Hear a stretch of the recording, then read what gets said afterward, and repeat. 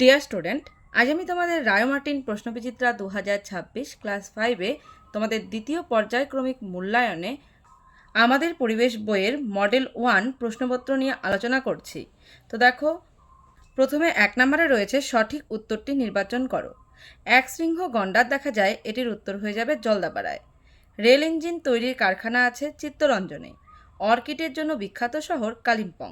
ঝিনুক দিয়ে মূর্তি গড়ে দীঘায়। প্লেগ রোগীদের সেবা করেছেন ভগিনী নিবেদিতা। এরপরে দেখো, গঙ্গা হলো ড্যাশ নদী, এটি হয়ে যাবে নিত্যবহ নদী। এখানে লেখাটি ভালো করে বোঝা যাচ্ছিল না, তাই আমি এই পাশে লিখে দিয়েছি। দ্বারকেশ্বরের দক্ষিণে ড্যাশ নদী বয়ে গেছে শিলাবতী। কুলিক পক্ষীরালয় ড্যাশে অবস্থিত, এটির উত্তর হয়ে যাবে রায়গঞ্জে। বক্সা অরণ্যের প্রবেশদ্বার হলো আলিপুরদুয়ার। অযোধ্যা পাহাড় অবস্থিত ড্যাশ জেলায় পুরুলিয়া। শিশু দিবস পালন করা হয় ড্যাশের জন্মদিনে, জওহরলাল নেহেরুর জন্মদিনে।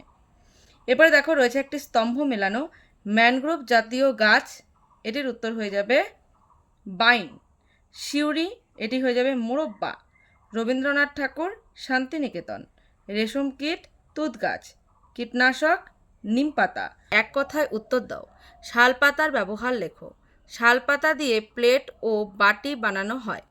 2 নম্বরে রয়েছে সুন্দরবন অঞ্চলে পশ্চিমবঙ্গ অংশে বসতিহীন দ্বীপের সংখ্যা কত, এটির উত্তর হয়ে যাবে 100টা। আলিপুরদুয়ারে 2টি নদীর নাম লেখো। কালজানি ও তোরসা। তোরসা বানানটি দেখো, আমি এই পাশে ভালো করে লিখে দিয়েছি। এরপরে রয়েছে 4 নম্বর প্রশ্ন, সুন্দরবন অঞ্চলের 2টি নদীর নাম লেখো।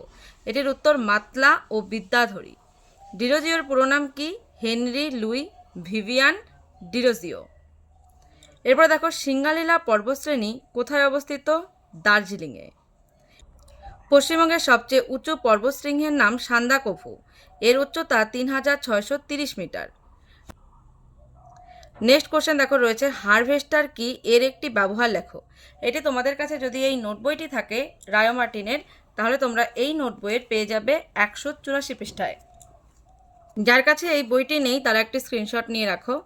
দেখো, হারভেস্টার কি? যে আধুনিক যন্ত্রের সাহায্যে ধান কাটা ও ঝাড়া হয় তাকে হারভেস্টার বলে। এর সঙ্গে দেখো কি প্রশ্ন ছিল,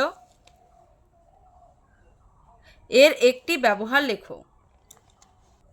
দেখো, এর একটি ব্যবহার, হারভেস্টারের সাহায্যে ধান কাটা, মাড়াই, ঝাড়াই এর মাধ্যমে ধানকে খড় থেকে আলাদা করে এক জায়গায় জড়ো করে রাখা যায়।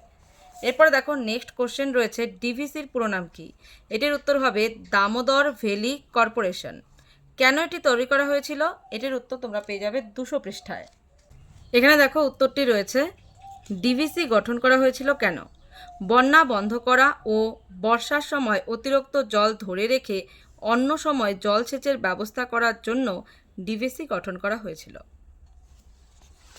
এরপরে দেখো, নেক্সট কোশ্চেন রয়েছে নিত্যবহ নদী বলতে কি বোঝো? এর উত্তর দেখো, যে নদীতে সারা বছর জল থাকে তাকে নিত্যবহ নদী বলে। যেমন গঙ্গা, একটি উদাহরণ দিয়ে দিতে পারো, যেমন গঙ্গা। তারপরে দেখো কোশ্চেন রয়েছে গঙ্গা নদীর গতিপথ লেখো। এটি কিন্তু খুব ইম্পর্টেন্ট পরীক্ষার জন্য, এটি তোমরা পেয়ে যাবে 111 পৃষ্ঠায়। দেখে নাও, গঙ্গা নদীর গতিপথ। ভারতবর্ষের দীর্ঘতম এবং প্রধান নদী হলো গঙ্গা।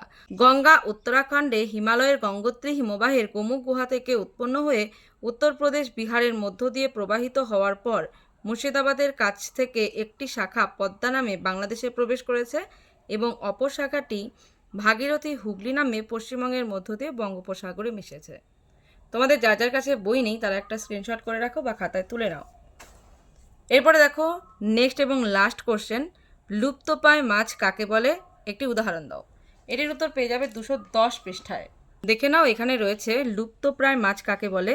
যে সমস্ত মাছের সংখ্যা কমে গেছে এবং তাদের সংরক্ষণ না করলে ভবিষ্যতে চিরতরে বিলুপ্ত হয়ে যাবে তাদের লুপ্তপ্রায় মাছ বলে। যেমন খোলসে, নেদোস, সরপুঁটি, খরশুলা ইত্যাদি হলো লুপ্তপ্রায় মাছ। তো আজকে তোমাদের মডেল 1 আমি আলোচনা করলাম। নেক্সট ভিডিওতে তোমাদেরকে বাকি মডেলগুলো আলোচনা করব। ভিডিওটি হেল্পফুল হলে ভিডিওটিতে একটি লাইক করে দিও। চ্যানেলটি সাবস্ক্রাইব করে পাশে থাকা বেল আইকনটি প্রেস করে রেখো যাতে আমার ভিডিওগুলি সবার প্রথমে তোমাদের কাছে পৌঁছে যায়। Thanks for watching.